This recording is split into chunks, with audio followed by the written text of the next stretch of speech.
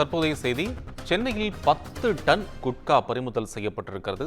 தொடர்ச்சியாக இதுபோன்று புகையிலை மற்றும் போதைப் பொருட்கள் சென்னைக்குள் வருவதும் அவற்றை காவல்துறையினர் பறிமுதல் செய்வதும் நடவடிக்கையாக இருந்து வருகிறது. இப்போது இருக்கக்கூடிய இந்த 10 டன் குட்கா பறிமுதல் தொடர்பான விவரங்களுடன் செய்தியாளர் சுப்பிரமணியன் இணைப்பில். சுப்பிரமணியன், என்ன விவரம்?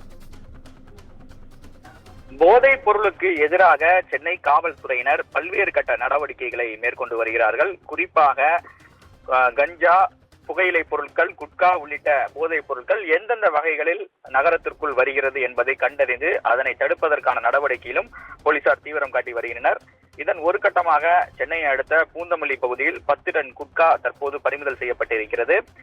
கர்நாடகாவில் இருந்து சென்னைக்கு கண்டெய்னரில் இந்த குட்கா கொண்டு வரப்பட்டிருந்தது. இது தொடர்பாக தகவல் தெரிந்து போலீசார் ரகசியமாக கண்காணித்தனர்.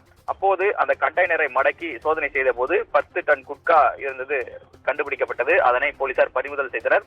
அது மட்டுமல்லாமல் அந்த ஓட்டுநர் விக்னேஷ் என்பவரை பூந்தமல்லி போலீசார் கைது செய்து விசாரணை என்பது மேற்கொண்டு வருகிறார்கள்.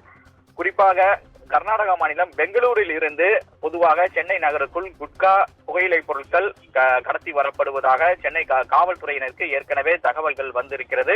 அதன் அடிப்படையில் தான் முழுமையாக வாகன சோதனையை சென்னை மாநகர எல்லைக்குள் பகுதியில் தீவிரமாக கண்காணித்து வருகின்றனர். அதன் ஒரு கட்டமாகத்தான் இந்த குட்காவும் பறிமுதல் செய்யப்பட்டிருக்கிறது. இந்த குட்கா எங்கு கொண்டு செல்லப்படுகிறது என்ற விவரங்கள் இதுவரை வெளியாகவில்லை. அது தொடர்பாக விசாரணையில் காவல்துறையை தீவிரம் காட்டி வருகின்றனர்.